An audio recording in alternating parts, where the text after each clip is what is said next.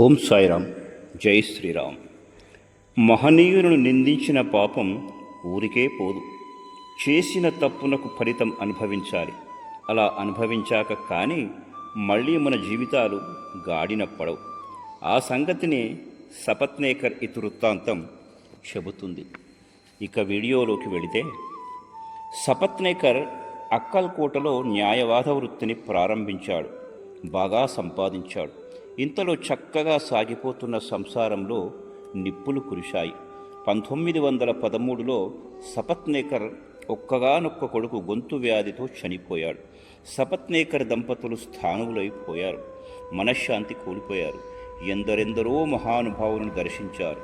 మరెన్నో పుణ్యక్షేత్రాలను తిరిగారు. అయినా వారి మనసులు స్థిమితపడలేదు. ఒకసారి సపత్నేకర్కు చటుక్కున షేవడే గుర్తొచ్చాడు. బాబాపై అతను ఉంచిన అచంచల విశ్వాసం, పరీక్షలో ఉత్తీర్ణుడవడం అన్నీ గుర్తుకు వచ్చాయి. వెంటనే సోదరుడైన పండితరావుతో కలిసి సపత్నేకర్ బాబా దర్శనానికి షిరిడీ వెళ్ళాడు. కొబ్బరికాయ కొట్టి బాబా పాదాలపై సాష్టాంగపడ్డాడు. బాబా అతనిని బయటకు పొమ్మన్నారు. అక్కడున్న భక్తుల సాయంతో సపత్నేకర్ బాబాను శాంతింపచేయడానికి ప్రయత్నించాడు. ఈసారి భంగపాటు తప్పలేదు. మసీదు విడిచి అవతలికి పో అని ఆజ్ఞాపించారు. చేసేది లేక సపత్నేకర్ తిరుగు ప్రయాణమయ్యాడు. చదువుకునే రోజుల్లో నిందించినందుకే బాబా ఇలా చేశారని అనుకున్నాడు. నిజానికి బాబాకు ఎవరిపైనా అభిమానం లేదు. అందరినీ ప్రేమించేవారు. బాబా ఎవరినీ ద్వేషించేవారు కాదు. పూజించినా అవమానించినా ఒకేలా తీసుకునేవారు.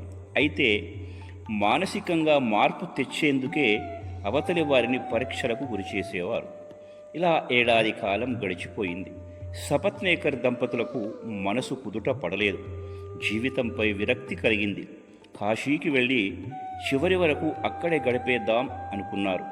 కాశీ ప్రయాణానికి సరిగ్గా 2 రోజుల ముందు సపత్నేకర్ భార్యకు ఒక కల వచ్చింది. ఆమె బావి వద్దకు ఖాళీ కుండతో వెళ్తుంది. అక్కడే ఓ వేప చెట్టు క్రింద కూర్చున్న ఫకీరు, ఎందుకమ్మా అంత శ్రమ? ఆ కుండ ఇలా ఇవ్వు, నేను నీళ్లు ఇప్పిస్తాను అన్నారు. ఆమె ఉడిక్కిపడి నిద్రలేచింది. భర్తకు విషయం చెప్పింది. ఆ ఫకీరు, బాబానే అయి ఉంటారు, ఇది శుభ సూచన, షిరిడీ వెళ్దాం అని దంపతులు షిరిడీ చేరారు. మొదట సపత్నేకర్ భార్య పార్వతీబాయి బాబాకు నమస్కరించింది. తనకు కలలో కనిపించిన మహానుభావుడు ఈయనే అనుకున్నది. ఆ తరువాత సపత్నేకర్ బాబా పాదాలపై సాష్టాంగపడ్డాడు. బాబా ఈసారి కూడా అతనిని బయటకు పొమ్మన్నారు. ఎట్టకేలకు బాబా ఒంటరిగా ఉండడాన్ని చూసి దగ్గరకు వెళ్ళాడు. జరిగిన దానికి క్షమాపణ కోరి తన శిరస్సును బాబా పాదాలపై ఉంచాడు. బాబా తన చేతిని అతని తలపై ఉంచారు. సపత్నేకర్ బాబా కాళ్ళు ఒత్తుతూ కూర్చుండిపోయాడు. ఇంతలో ఒక గొల్ల స్త్రీ మసీదుకు వచ్చి బాబా నడుమును పట్టసాగింది. బాబా ఆమెతో సపత్నేకర్కు ఇప్పటి వరకు జరిగిన అనుభవాన్ని, కష్టాలను వేరొకరి పేరుతో కథగా చెప్పారు. ఆ కథలో విషయాలన్నీ తన జీవితాన్ని పోలి ఉండటంతో బాబా ఆ కథను తన గురించే చెప్పారు అని గ్రహించాడు. అప్పుడు బాబా గొల్ల స్త్రీతో సపత్నేకర్ వైపు చూపించి ఇలా అన్నాడు, ఇతను తన కొడుకును నేనే చంపానని అంటున్నాడు. లోకుల పిల్లలను నేను చంపుతానా? ఇతను మసీదుకు వచ్చి ఎందుకు ఏడుస్తున్నాడు?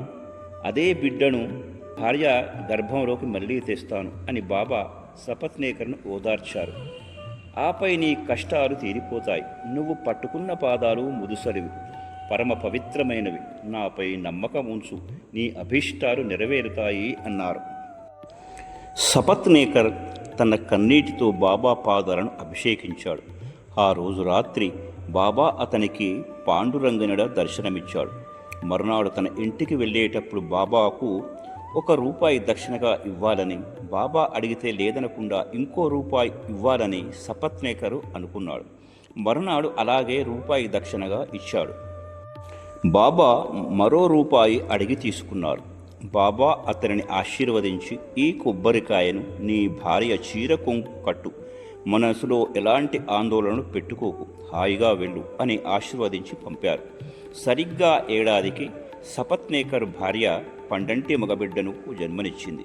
శిశువు 8 నెలల వయసులో ఉండగా తీసుకొని బాబా వద్దకు వచ్చారు. ఓ సాయి, నీ రుణం తీర్చుకోలేనిది, మరే విధంగానూ తీర్చుకోలేని నిస్సహాయులం. అందుకే ఈ సాష్టాంగ నమస్కారాన్ని స్వీకరించు.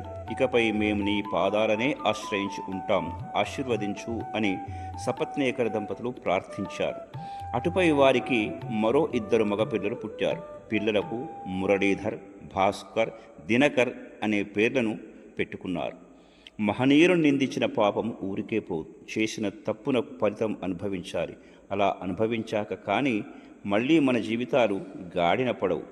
మరిన్ని బాబావారి అద్భుత లీలల కోసం మరొక వీడియోలో కలుసుకుందాం. అంతవరకు ఈ యొక్క సాయి బంధువు యొక్క వీడియోను చూసి ఆదరించి బాబా అనుగ్రహాన్ని పొందుతారని ఆశిస్తూ